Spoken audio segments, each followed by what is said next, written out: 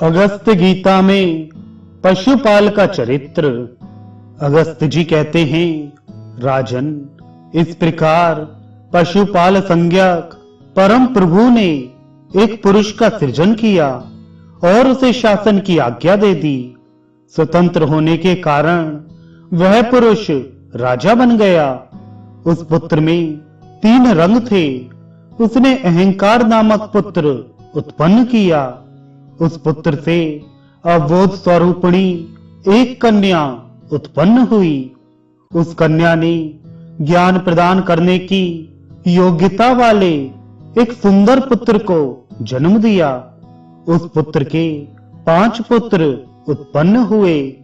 उनमें सभी रूपों का समावेश था और वे विषयों को भोगने की रुचि रखते थे, जो इंद्रिय कहलाए। अब सबने रहने का एक सुंदर भवन बना लिया। उनका वह मंदिर ऐसा था जिसमें 9 दरवाजे हुए और चारों ओर जाने वाला एक स्तंभ हुआ। जल से संपन्न हजारों नदियां उसे सुशोभित कर रही थीं। राजा पशुपाल साकार रूप धारण कर अब पुरुष के रूप में विराजने लगे। वेद और छंद उन्हें स्मरण हो आए। फिर उन वेदों में प्रतिपादित नियम एवं यज्ञ, इन सब की उन्होंने व्यवस्था की। राजन, किसी समय की बात है, राजा पशुपाल के मन में आनंद के अभाव का अनुभव हुआ। अब उन्होंने संसार की सृष्टि करने की इच्छा की और योग माया का आश्रय लेकर एक ऐसा पुत्र प्रकट किया जिसके 4 मुख, 4 भुजाएं, 4 वेद और 4 पथ हुए।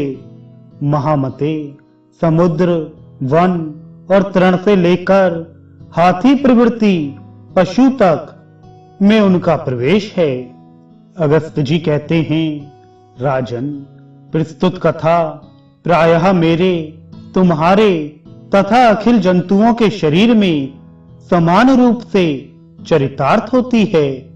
पशुपाल से जिसकी उत्पत्ति हुई, उसके 4 चरण और 4 मुख थे। उन्हीं को इस कथा का उपदेष्टा एवं प्रवर्तक कहा गया है। सत्य स्वरूप स्वर ही उसका पुत्र है। उसने जो कुछ कहा है वह धर्म, अर्थ, काम और मोक्ष, इन चारों का साधन है। पुरुषों का इन चारों से संबंध है। भक्ति पूर्वक उपासना करने वाले को ये सुलभ हो जाते हैं। इनमें जो प्रथम धर्म है, उसका दूसरा रूप वृषभ का है। उसके 4 सींग हैं। उसी का अर्थ और काम भी अनुसरण करते हैं। चौथी मुक्ति है। जो भक्ति के साथ उसका आदर करता है, उसे वह परब्रह्म परमात्मा सुलभ हो जाता है। इस ब्रह्म का ही सनातन अंश मनुष्यों में व्यक्त रूप से विराजमान है। अतः मनुष्य प्रथम अवस्था में ब्रह्मचारी के रूप में रहे। दूसरी अवस्था में धर्म का आश्रय लेकर सेवक वर्ग का भरण पोषण करना चाहिए। तीसरी अवस्था वानप्रस्थ बताई गई है। इस अवस्था में भी उसका अंतःकरण धर्मयुक्त होना आवश्यक है। इसके पश्चात उस पर ब्रह्म ने अहमस्मि, केवल मैं ही हूं, यों कहा। फिर वह एक दूसरे से ही 4, 1 एवं 2 प्रकार के रूप से विराजने लगा। भिन्न प्रकार के उत्पन्न होने के कारण उसकी भुजाएं भी उसी का अनुसरण करने लगी।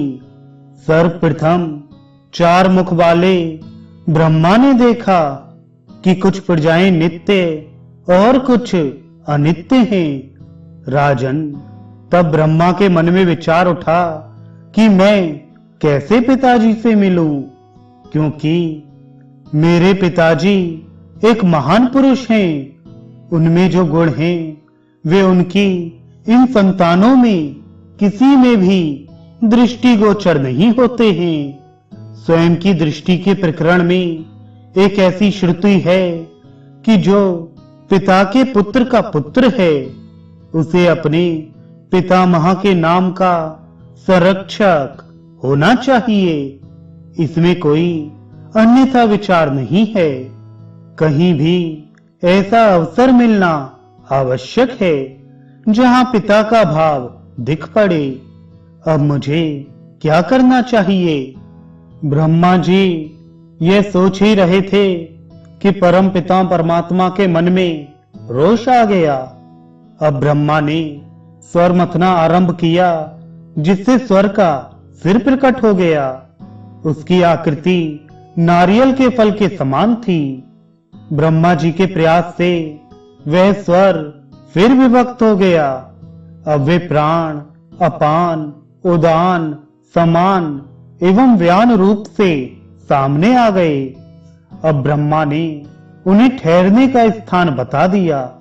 इस प्रकार अथक परिश्रम करने के पश्चात जब समर्थ ब्रह्मा ने पुनः प्राणी शरीर पर दृष्टि डाली तो उन्हें शरीर के भीतर अपने पिता पर ब्रह्म परमात्मा की झांकी दृष्टिगोचर हुई। संपूर्ण प्राणियों में तरस रेणु के समान सूक्ष्म रूप धारण कर वे सर्वत्र विराजमान थे। वे ही सर्वोपरि विराजमान एवं सर्वव्यापक हैं। संपूर्ण जगत की सृष्टि से संबंध रखने वाला यह इतिहास अपना प्रथम स्थान रखता है।